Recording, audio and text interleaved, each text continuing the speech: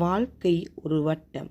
ஒரு கிராமத்தில் ஒரு குயவன் தன் தாய், மனைவி மற்றும் மகனுடன் வாழ்ந்து வந்தான்.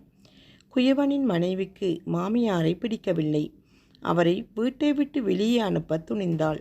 அவள் ஒவ்வொரு நாளும் குயவனை தொந்தரவு செய்தாள். பக்கத்து வீட்டில் அம்மாவை குடியமர்த்தச் சொன்னாள்.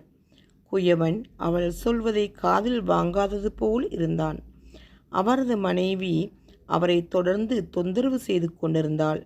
அவளது அம்மாவிற்கு தனியாக இருந்தால் ஒரு குறையும் வராது என்றும் அவரது சாப்பாட்டு தேவையை தான் கவனித்துக் கொள்வதாகவும் சொன்னாள்.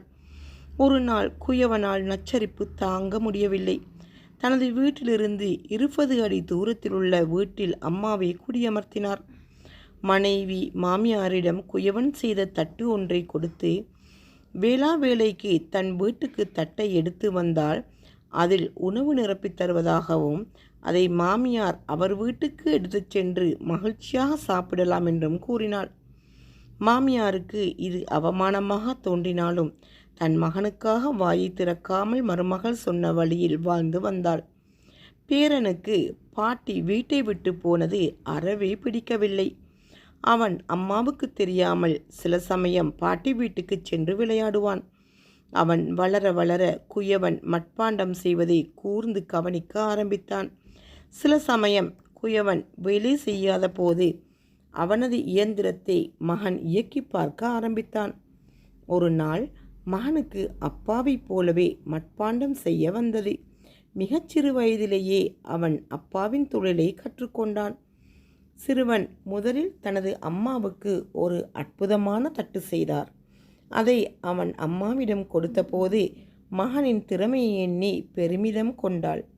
முதலில் அவள் தனக்கு செய்ததை எண்ணி அவள் மகிழ்ச்சியில் ஆழ்ந்தாள். அவள் தன் குட்டி மகனை கேட்டாள்.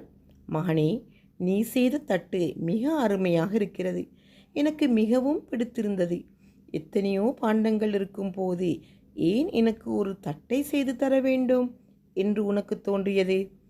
மகன் குழந்தைத்தனமாக சொன்னான். அம்மா, ஒரு நாள் நான் அப்பாவைப் போல கல்யாணம் செய்து கொள்வேன். அப்போது ஒரு பாட்டியைப் போல பக்கத்து வீட்டுக்கு போய் விடுவாய் அல்லவா? அப்போது உனக்கு என் மனைவி தினமும் சாப்பாடு கொடுக்க ஒரு தட்டு வேண்டுமல்லவா? அதைத்தான் உனக்கு நான் இப்போது செய்து கொடுத்தேன். திகைத்து போன தாய் ஒரு நிமிடம் மௌனமானாள். தன் தவறை உணர்ந்த அவள் வெட்கி தலை குனிந்தாள். அவளது கால்கள் மாமியார் வீட்டை நோக்கி விரைந்தன.